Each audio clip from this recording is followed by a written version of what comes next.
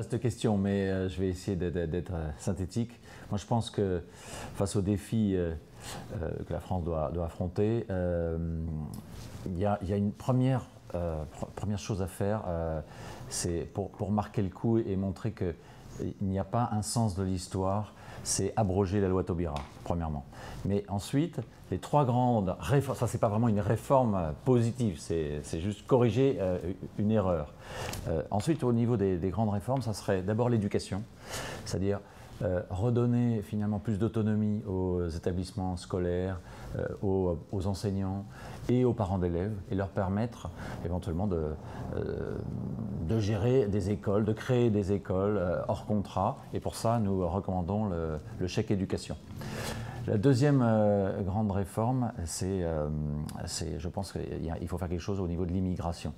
Donc, c'est-à-dire que depuis 40 ans, on a des millions de personnes qui sont venues s'installer en France pour y travailler et y foisonner, y développer leur famille. C'est très bien. Moi, je suis pour l'immigration en théorie. Simplement, les flux ont été tellement élevés et parce que la France est en pleine psychose, on n'a pas su faire aimer la France à beaucoup de ces personnes, il n'y a pas d'assimilation. Et ceci est en train de créer de vraies fractures.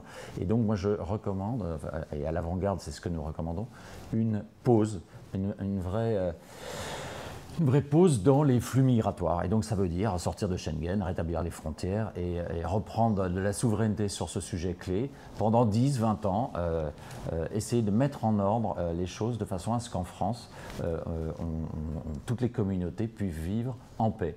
Et ça nécessite une vraie pause sur l'immigration. Et puis la troisième grande réforme, écoutez, c'est plus au niveau économique et social, c'est la fiscalité. Moi je pense qu'on a besoin d'une grande réforme des prélèvements obligatoires et moi, je recommande l'impôt proportionnel, ce qu'on appelle en anglais la flat tax, c'est-à-dire qu'en échange de la suppression de toutes les niches fiscales qui bénéficient aux entreprises et aux particuliers, eh bien, en échange on abaisse le taux, on n'a plus qu'un taux unique de 15% sur tous les revenus et ça a été mis en œuvre dans un certain nombre de pays et non seulement ça fait à ce moment-là, ça ferait de la France un des pays les plus attractifs au niveau fiscal du monde, mais en plus ça augmenterait les recettes fiscales, ça a été démontré par Bercy.